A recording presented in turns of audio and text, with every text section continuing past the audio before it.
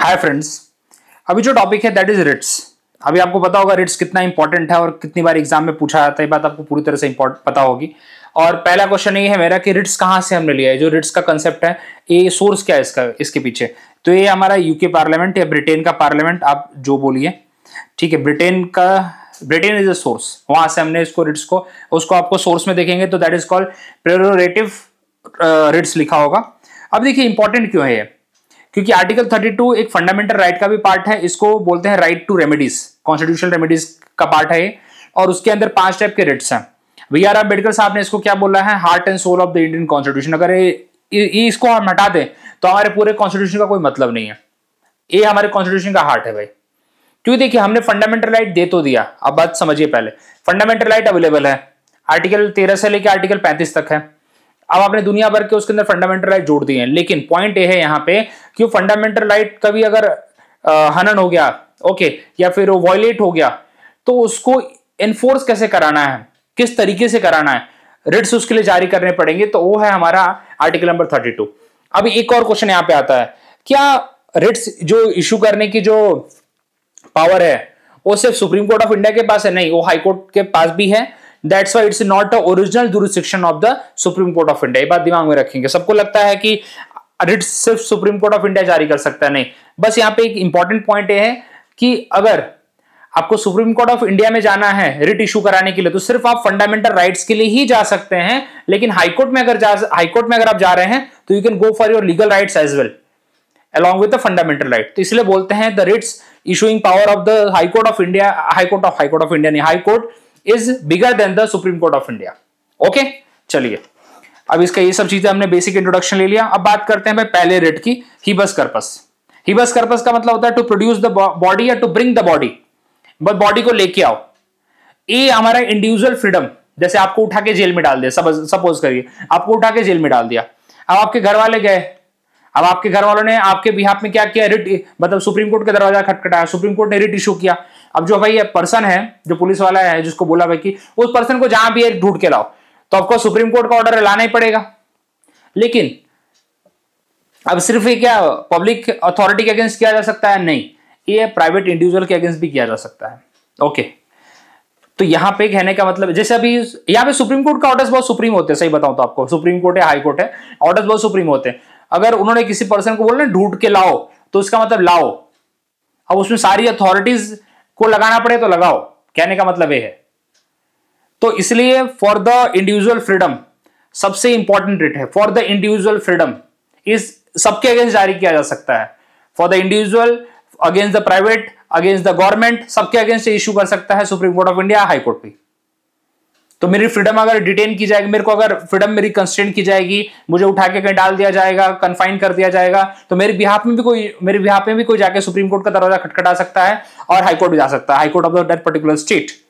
ठीक है, to protect an individual from illegal detention. लेकिन ये टर्म को आप दिमाग में रखिए, यहाँ पे इलीगल डिटेंशन की बात की गई है।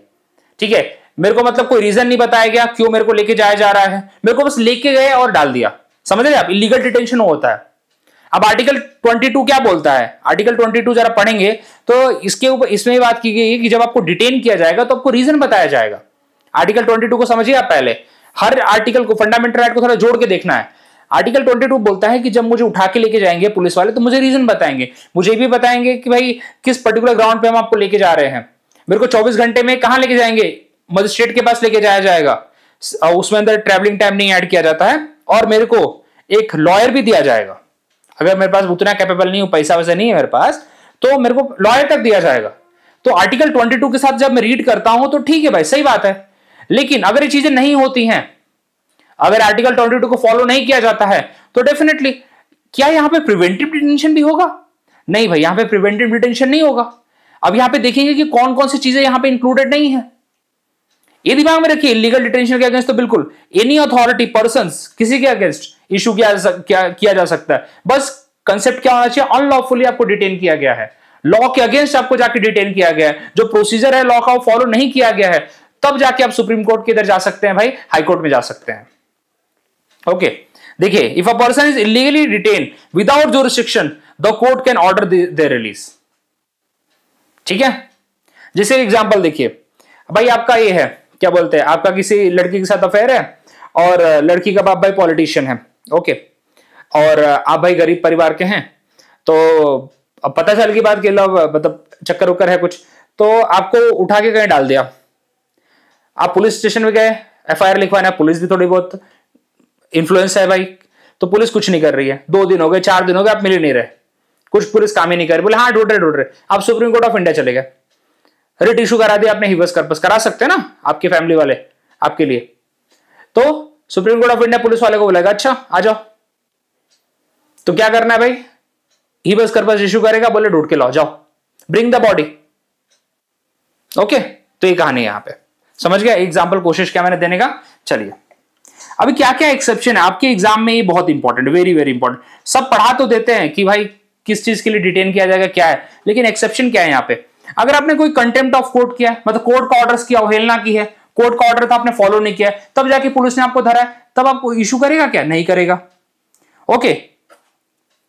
अगर प्रिवेंटिव डिटेंशन है, देखिए प्रिवेंटिव डिटेंशन आर्टिकल 22 के बात करता है कि क्या होता है कि आपको अगर उठा के डाल दिया है जेल में, उठा के आपको डाल दिया है जेल में, एक तरह से प्रिवेंटिव मेजर्स है कि ऐसा हो सकता है कि भाई पर्टिकुलर इवेंट हो रहा है और आपके आइडियोलॉजी के खिलाफ है, आप काफी फेमस पर्सनैलिटी है और आप इसके इस पर्टिकुलर बेसिस पे आप कुछ ऐसा बोल देंगे जिसकी वजह से वायलेंस क्रिएट हो सकता है, तो पहले उठा के आपको जेल में डाल दिया या कन्फाइन कर दिया कहीं पे, दैट इज प्रिवेंटिव डिटेंशन।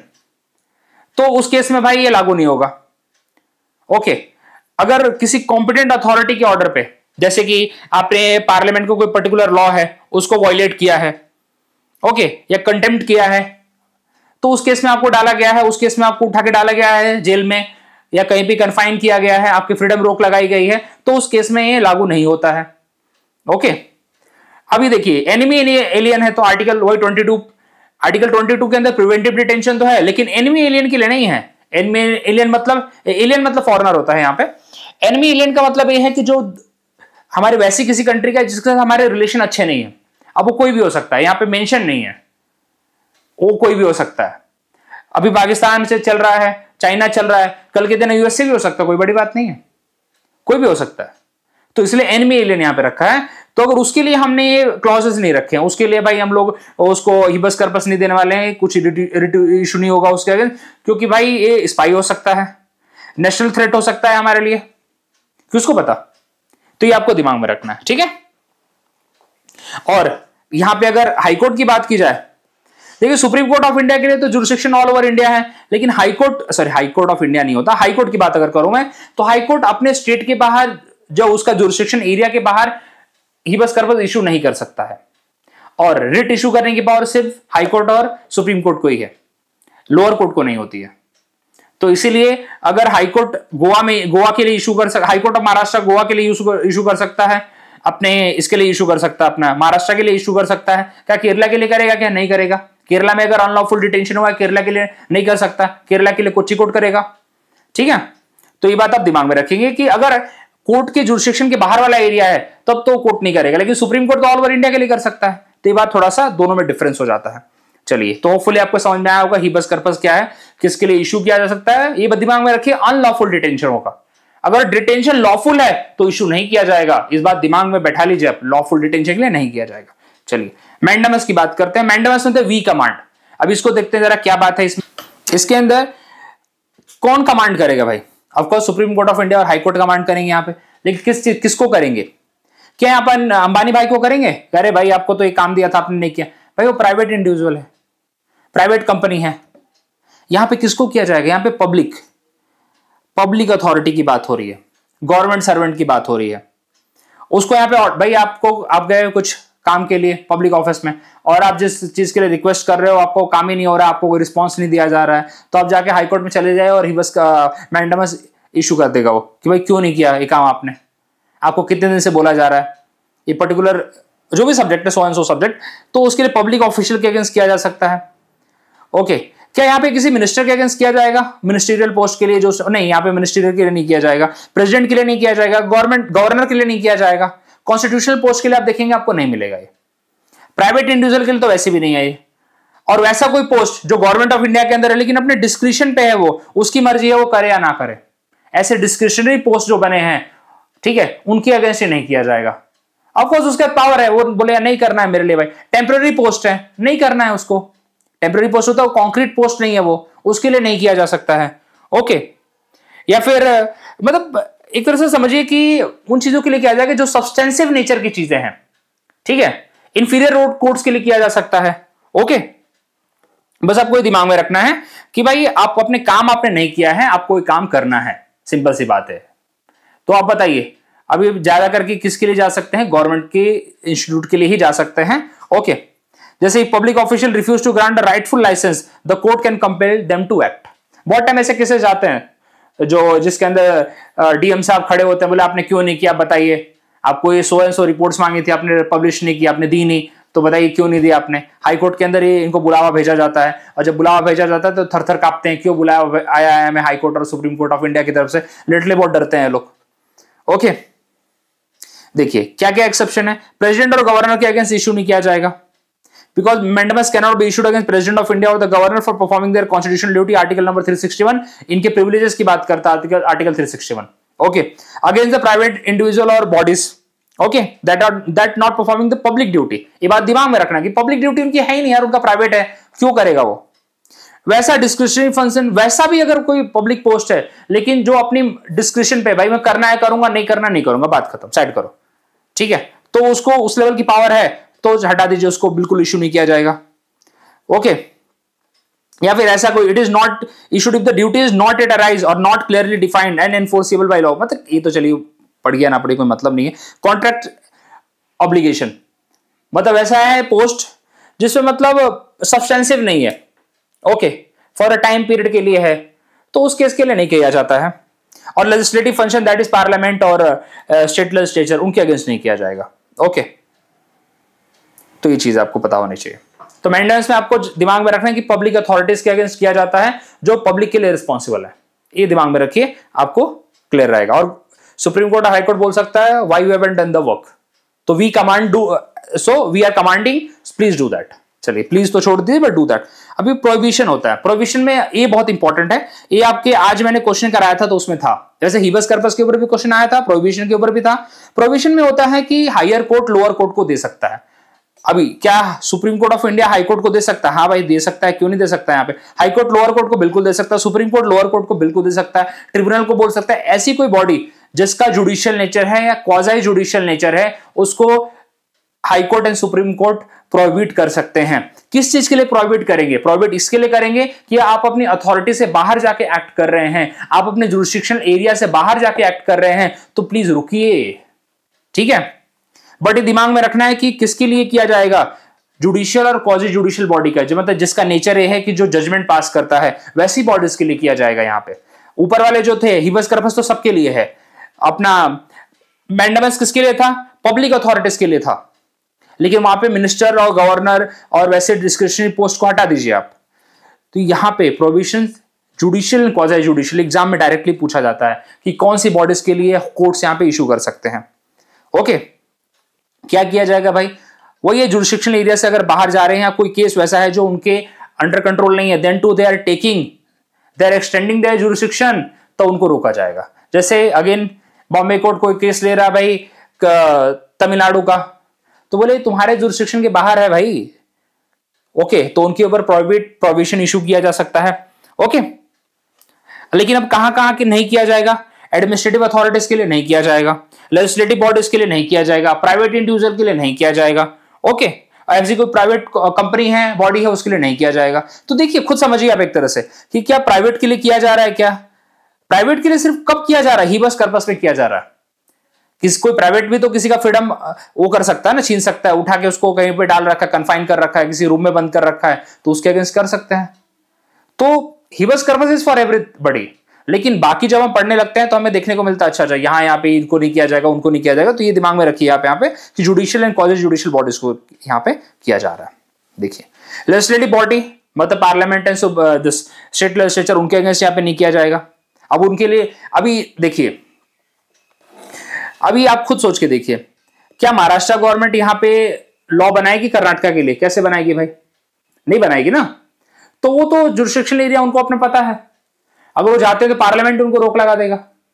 तो यहां पे उनकी बात यहां पे नहीं की जा रही है। Okay, state against the administrative और एग्जीक्यूटिव एक्शंस, बिल्कुल बाहर करिए इसको। Only apply to the judicial और क्वाजी जुडिशियल प्रोसीडिंग्स। ओके, और यहाँ पे provision can not be issued after the completion of the proceeding. अगर एक बार प्रोसीडिंग हो गए भाई और उसके बारे में अवेयरनेस नहीं थी सुप्रीम कोर्ट और हाई कोर्ट को, तो then it is not issued. Okay, but ये है उसको क्वैश किया जा सकता है, उस ऑर्डर को क्वैश किया जा सकता है अंडर द सिरोशरी। ये बात दिमाग में रखिए कि प्रोहिबिशन एक तरह से प्रिवेंटिव है। प्रोहिबिशन क्या है? प्रिवेंटिव है, लेकिन ये प्रिवेंटिव के साथ साथ क्यूरेटिव भी है, ये दिमाग में रखिए। सिरोशरी क्या है? प्रिवेंटिव भी है प्लस क्यूरेटिव भी है। मतलब आपने एक बार ऑर्डर, आपने प्रोसीडिंग कर दिया, सब कुछ हो गया, which again outside your jurisdiction, लेकिन अब सुप्रीम कोर्ट या हाई कोर्ट क्या कर सकते हैं? उसको क्वैश कर सकते हैं, उसको कैंसिल कर सकते हैं और केस अपने पास ले सकते हैं अंडर द सिरोशरी। प्रोहिबिशन के बाद अगर अंडरस्टैंड करना है तो ये कंटिन्यूअस में अंडरस्टैंड करते हैं तो समझ में आता है हमें। ओके, अब इसका मतलब होगा कि टू बी सर्टिफाइड, ओके, और टू बी इन्फॉर्म्ड। कैसे भाई? अगेन इसके लिए जुडिशियल और क्वाजी जुडिशियल बॉडीज। इसमें क्या होता है, प्रोहिबिशन के साथ ही समझते हैं इसको, कि जैसे किसी ट्रिब्यूनल ने ऑर्डर पास कर दिया है, जजमेंट पास कर दिया है, तो कोर्ट उसको नलिफाई करेगा और हायर कोर्ट, और उसको अपने पास ले सकता है। सिंपल सी बात है। ओके, या उनको रोक लगा भी, ऐसा नहीं कि सिर्फ नलिफाई करेगा, अगर वो कोई केस ले रहे हैं तो उनको रोक भी सकता है, उनको बोलेगा तुम्हारे लेवल के नहीं है, केस हमारे पास भेजो, ये भी कर सकता है। तो इसके अंदर ये basically again judicial and quasi judicial bodies के अगेंस्ट ही किया जाता है। The writ of certiorari is issued by a higher court to a lower court or tribunal to quash an order that exceeds jurisdiction or violate the principle of natural justice. However, there are certain exceptions. अब exception देखते हैं, again वही administrative और executive, उनके against तो नहीं किया जाएगा। लेजिस्लेटिव बॉडी, देखिए अब खुद देखिए यहाँ पे, अब कोई डिपार्टमेंटल है भाई, उसके लिए क्या करोगे तुम? अब कोई पर्टिकुलर एडमिनिस्ट्रेटिव डिपार्टमेंट का ऑर्डर है, उसके अगेंस्ट आप नहीं कर सकते कुछ। ओके, लेजिस्लेचर लॉ मेकिंग जो बॉडीज है उनके अगेंस्ट आप इशू नहीं कर सकते। ओके, अब बात करते हैं क्यू वारंटी की। ये भी पूछा हुआ है, ये भी काफी बार पूछा हुआ है और बहुत इंपॉर्टेंट है। और जब भी पढ़े प्रोहिबिशन और सिरोशरी को साथ में पढ़े और दिमाग में रखें कि प्रोहिबिशन इज अ प्रिवेंटिव, रोकता है, और जो सिरोशरी है वो क्या करता है? उसको क्यूरेट भी करता है, क्योर भी करता है कि अच्छा इसके लिए और क्या किया जा सकता है। तो that is the thing. Okay, चलिए अब यहाँ पे क्यू वारंटो क्या बोलता है भाई? अभी ये ज्यादा करके उन पोजीशंस के लिए, अगेन आपको बता देना चाहता हूं, ये भी एग्जाम में पूछा हुआ है, वैसे तो सारे पूछे हुए हैं यार, क्या बोलूं आपको, ठीक है, काफी बार पूछे जाते हैं। इसमें ये होता है कि कोई कॉन्स्टिट्यूशनल पोस्ट है, कोई सब्सटेंसिव पोस्ट है, कोई स्टैच्यूटरी पोस्ट है, ठीक है। तो ऐसे पोस्ट के जो पोजीशंस होते हैं, हायर पोजीशन, जैसे चेयरमैन हो गया, मेंबर्स हो गए, उनके लिए कोई सर्टेन क्वालिफिकेशन मेंशन है, कोई सर्टेन एलिजिबिलिटी क्राइटेरिया मेंशन है। आपने किसी भी पर्सन को बैठा दिया तो सुप्रीम कोर्ट ऑफ इंडिया पूछेगा, हाई कोर्ट पूछ सकता है, भाई what authority was sitting there? से क्वेश्चन है ना भाई, this post is for so and so, eligibility criteria is given, by what authority you are sitting there? Are you eligible for that? If you are not, please leave it. लेकिन again कौन सी post होगी? कोई constitutional post होगी, कोई public post होगी उसके लिए। ओके, कोई लॉ द्वारा बनाई हुई बॉडी होगी। क्या एग्जीक्यूटिव पोस्ट हो सकती है? नहीं भाई, एग्जीक्यूटिव पोस्ट नहीं हो सकती है। क्या कोई प्राइवेट कंपनी का कोई पोस्ट है उसके लिए हो सकती है? नहीं होगी। अब भाई अभी अदानी साहब की कोई कंपनी है, उन्होंने बोला चलो मेरे चाचा के 100 बेटे का बेटा कोई है, उसको मैं चेयरमैन बनाना चाहता हूं, उसका अभी जस्ट पैदा हुआ है, मेरी मर्जी, उसको मैं चेयरमैन बनाता हूं, उसके ब्याह में कोई उसका काम करेगा, लेकिन चेयरमैन वो है। बताओ, केस गया सुप्रीम कोर्ट में, मैं क्या करूं यार, उसकी मर्जी अपनी, उसका कंपनी, मेरा क्या रोल है यहाँ पे? तो कहने का मतलब यहाँ पे कि प्राइवेट के अगेंस्ट तो बिल्कुल नहीं है यहाँ पे। अभी एग्जीक्यूटिव बॉडी जैसे नीति आयोग है, नीति आयोग का जो वाइस चेयरपर्सन होता है उसका कोई एलिजिबिलिटी क्राइटेरिया मेंशन ही नहीं है। अब पीएम को जो पसंद आ गया, अरे यार प्रोफेसर है, बहुत अच्छा काम कर रहा है, इसको ये इस पर्टिकुलर बॉडी का वाइस चेयरमैन बताइए, क्योंकि नीति आयोग का तो पीएम को चेयरमैन है, या सो कोई भी एग्जीक्यूटिव बॉडी है देख लीजिए, उसका आप उसको चेयरमैन बना दीजिए, कोई प्रॉब्लम नहीं, काफी अच्छा काम कर रहा है। यहाँ पे इसके अगेंस्ट कुछ नहीं कर सकता सुप्रीम कोर्ट या हाई कोर्ट, कोई भी। तो एग्जीक्यूटिव बॉडीज के लिए कोई प्रॉब्लम नहीं है, लेकिन कॉन्स्टिट्यूशनल सब्सटेंसिव ऐसी कोई बॉडी, पब्लिक अथॉरिटी कोई है जिसका काफी इंपॉर्टेंट प्लेस है वो, या कोई ऐसी बॉडी बनाई गई जो लॉ के आधार पे बनाई गई है, पार्लियामेंट ने लॉ पास किया फिर बनाया गया है, जैसे कि एनएचआरसी हो गया, okay, state human right commission हो गया, जैसे कि लोक अदालत हो गया, ओके, ये सब, लोकायुक्त हो गया, लोकपाल हो गया। अब ऐसे पोस्ट के लिए there are certain criteria given, समझे आप इस बात को? तो ये बात आप दिमाग में रखेंगे। Prevent unauthorised person from occupying a public office, ठीक है। देखिए एक्सेप्शन प्राइवेट ऑफिस नहीं है, कोई not a substantive public office, okay, कोई टेम्पररी पीरियड के लिए कोई ऑफिस बनाया गया है, ओके, तो उस केस में थोड़ा सा इसके लिए कोई प्रॉब्लम नहीं है, कॉन्ट्रेक्चुअल है, okay. For when appointed is legal, of course जब अपॉइंटमेंट ही लीगल है तब तो क्या करेंगे, तब तो कोई प्रॉब्लम ही नहीं है ना, मतलब लॉफुल है तो कोई प्रॉब्लम नहीं है। कोई मिनिस्ट्रियल पोजीशन है, मिनिस्ट्रियल पोजीशन के अगेंस्ट क्यों किया जाएगा भाई? Administrative positions sorry ministerial position के बिल्कुल नहीं किया जाएगा। नॉट अ पब्लिक इंटरेस्ट, ऐसी कोई ऑफिस है जो पब्लिक इंटरेस्ट में काम नहीं कर रही, कोई फर्क नहीं पड़ता, ओके। तो ये चीजें हैं यहाँ पे, ठीक है। अब right to move the supreme court, सिर्फ फंडामेंटल राइट के लिए आप जाएंगे आर्टिकल नंबर 32, और कहां जाएंगे? सुप्रीम कोर्ट में जाएंगे और कहीं नहीं जाएंगे आप। अगर आपको हाईकोर्ट जाना है तो 226 के अंडर जाएंगे आप। तो ये पूरा डिस्कशन था हमारा इसके ऊपर क्वेश्चंस भी हम धीरे धीरे कर रहे हैं जैसे जैसे आ रहा है। तो अब इसलिए पढ़ाया मैंने क्योंकि बार बार रिपीट हो रहा है, बार बार क्या बहुत बार रिपीट हो गया है। तो इस तरह और भी टॉपिक आपके लिए लेते आऊंगा मैं, जैसे जैसे मैं देख रहा हूं कि जो रिपीट हो रहे हैं काफी बार, जैसे फंडामेंटल ड्यूटी मैंने करा दिया, काफी बार रिपीट होता है। प्रीएम्बल भी कराऊंगा किसी दिन आपको मैं। फंडामेंटल जो राइट्स हैं उसके एक्सेप्शंस क्या क्या हैं, ओके, वो करना जरूरी है, क्योंकि फंडामेंटल राइट तो आपको याद रहते हैं, कोई प्रॉब्लम नहीं, लेकिन एक्सेप्शन क्या है, कौन कौन से ग्राउंड के वहां पे रीजनेबल रिस्ट्रिक्शन लगाए गए, वो एग्जाम में पूछे जा रहे हैं आजकल। क्योंकि पता है ना क्वेश्चन कहां से पूछे जाएंगे, अब क्वेश्चन ऐसे ही पूछे जाएंगे। आपको लग रहा होगा क्वेश्चन नॉर्मल नेचर के नहीं आएंगे, अब घुमा फिरा के ट्विस्टेड करके आएंगे, ओके। तो उस तरह के टॉपिक्स में आपके लिए लेके आता रहूंगा, बने रहिए मेरे साथ। थैंक यू वेरी मच और मिलते हैं अगले वीडियो में।